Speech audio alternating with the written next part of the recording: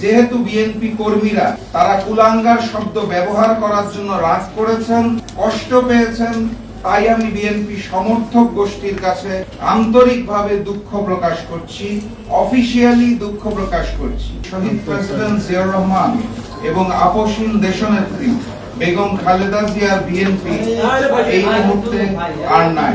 জনাব তারেক রহমান তার পিতা মাতার আদর্শে বর্তমান বিএনপি পরিচালনা করেন না। তিনি পিতা মাতার সম্মান নষ্ট করেছেন, তাদের অপমান করেছেন। এটা আমার কোনো নতুন বক্তব্য নয়, নির্বাচনের আগে থেকেই আমি এটা বলে আসছি। গত 15 এপ্রিল 2026 বুধবার এক আলোচনা সভায় আমার দেওয়া বক্তব্যে আমি একই কথা বলেছি, নতুন কিছু নয়। আমার এই বক্তব্যের পরিপ্রেক্ষিতে আলোচনা এবং সমালোচনার ঝড় উঠেছে। অতীতে অসংখ্যবার দেওয়া বক্তব্যে তেমন কোনো প্রতিক্রিয়া দেখা না গেলেও 15 এপ্রিলের বক্তব্যে বড় রকমের প্রতিক্রিয়া লক্ষ্য করা যাচ্ছে।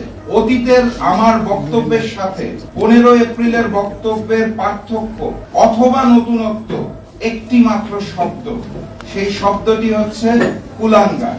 আমার ব্যক্তিগত ধারণা, সংখ্যক কর্মী কুলাঙ্গার শব্দের অর্থ ঠিকমতো উপলব্ধি করতে পারেন নাই অথবা ওনাদের জানার ভুল আছে। আমি তাদেরকে বিনয়ের সাথে বলতে চাই, কুলাঙ্গার শব্দের অর্থ কুল যোগ অঙ্গার। কুল অর্থ বংশ, অঙ্গার অর্থ কলঙ্ক, অর্থাৎ বংশের কলঙ্ক।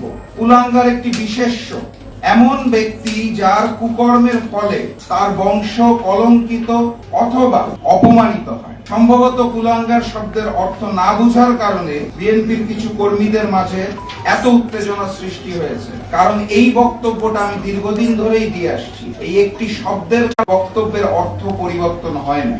তারপরে যেহেতু বিএনপি কর্মীরা তারা কুলাঙ্গার শব্দ ব্যবহার করার জন্য রাগ করেছেন, কষ্ট পেয়েছেন, তাই আমি বিএনপি সমর্থক গোষ্ঠীর কাছে আন্তরিকভাবে দুঃখ প্রকাশ করছি, অফিসিয়ালি দুঃখ প্রকাশ করছি। ভবিষ্যতে আর কুলাঙ্গার শব্দটি ব্যবহার করব না বলে আজকের এই সংবাদ সম্মেলনের মাধ্যমে কথা দিচ্ছি, ঘোষণা দিচ্ছি। কিন্তু অতীত থেকে ব্যবহার করে আসা আমার বক্তব্য কিন্তু একই রয়ে গেছে। আমি এই শব্দটা যেহেতু আপনারা মন খারাপ করছেন আর ব্যবহার করব না। আমি মনে প্রাণে বিশ্বাস করি বিএনপি শহীদ প্রেসিডেন্ট জিয়াউর রহমান ও দেশনেত্রী বেগম খালেদা জিয়ার আদর্শের বিএনপি নয়, যেটা তিনি নির্বাচনের পরে জুলাইয়ের সাথে বেইমানি করে, দেশের 70% মানুষের গণভোটের হার সাথে বেইমানি করে অলরেডি আমার এই বক্তব্যের পরিপ্রেক্ষিতে দেশের বিভিন্ন অঞ্চলে বিএনপি সমর্থক গোষ্ঠী প্রতিবাদ করেছে, মিছিল করেছে, মিটিং করেছে, আমার কুশপুত্তলিকা দাহ সহ নানাবিধ কর্মসূচি পালন করেছেন। সেটা করার সম্পূর্ণ গণতান্ত্রিক অধিকার তাদের রয়েছে। আমি সরকারপন্থী নেতাকর্মীদের আমার পক্ষ থেকে সাধুবাদ জানাই। কিন্তু গতকাল শুক্রবার সকালে আমার বাসভবনের সামনে সরকারপন্থী ও বিএনপি সমর্থক গোষ্ঠী যেভাবে বাসভবনকে অবরুদ্ধ করে মব সৃষ্টি করেছে, সেটা হতবাক করার মতো। জুলাই গণঅভ্যুত্থানের সময় আওয়ামী সন্ত্রাসীরা জেলায় জাকপা কার্যালয়ে হামলা ও ভাঙচুর করেছিল। আমি অত্যন্ত দুঃখের সাথে লক্ষ্য করলাম গতকাল শুক্রবার বিকালে পঞ্চগড়ে ছাত্রদল এবং যুব দলের মিছিল থেকে প্রায় 200-250 জন নেতাকর্মী সেই আওয়ামী সন্ত্রাসী কায়দায় পঞ্চগড় জেলা জাকপা কার্যালয়ে হামলা এবং ভাঙচুর করেছে। বাক স্বাধীনতা গণতন্ত্রের অন্যতম ভিত্তি। সেখানে রাষ্ট্র বা সরকারের কঠোর সমালোচনা করা নাগরিকের সাংবিধানিক অধিকার।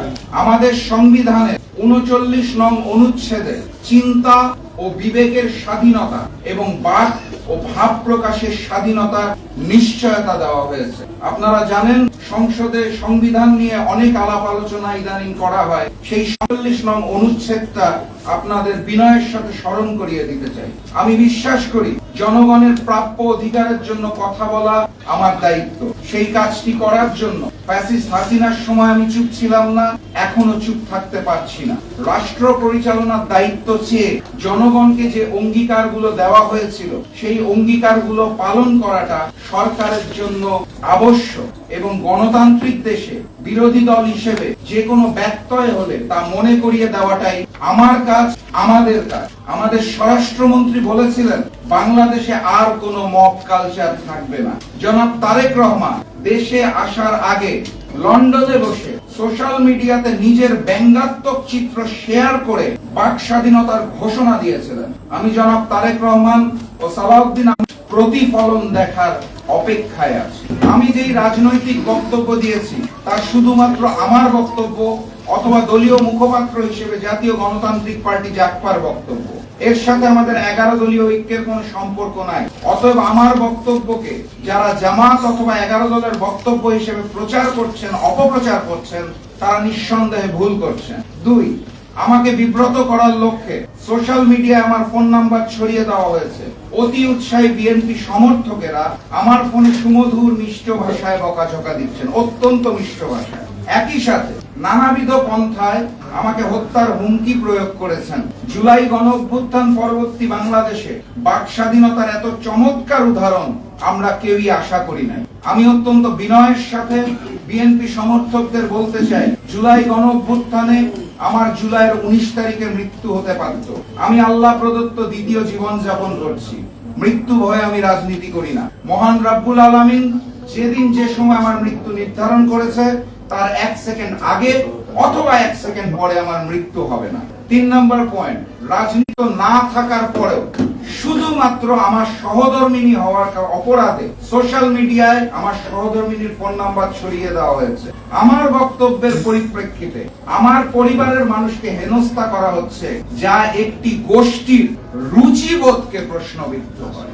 4 নাম্বার, আমার বিরুদ্ধে প্রতিবাদ করতে যে আমার মরহুম দাদা পাকিস্তান আমলের স্পিকার মুসলিম লীগ নেতা গমিরুদ্দিন প্রধানকে রাজাকার বলা হচ্ছে, অথচ বিগত আওয়ামী লীগ, বিএনপি সহ কোন সরকারের আমলে গমিরুদ্দিন প্রধানের নামে এই ধরনের অপবাদ কেউ কখনো দেয় নাই। নতুন বাংলাদেশে নতুন অপবাদ পাওয়া যায়। 5 নাম্বার, আমার বিরুদ্ধে প্রতিবাদ করতে যে আমার মরহুম পিতা জাগপা প্রতিষ্ঠাতা সভাপতি শফিউল আলম প্রধানকেও রাজাকার বলা হচ্ছে, অথচ ইতিহাস বলে শফিউল আলম প্রধান 71 সালের 23 মার্চ পরাধীন বাংলার দিনাজপুরে পাকিস্তানের পতাকা নামিয়ে স্বাধীন বাংলার পতাকা উত্তোলন করেছিলেন। তিনি একজন বীর মুক্তিযোদ্ধা ছিলেন। একজন বীর মুক্তিযোদ্ধাকে এই নতুন বাংলাদেশে রাজাকার বানানোর এই মিথ্যা চক্রান্ত নিন্দনীয় কাজ।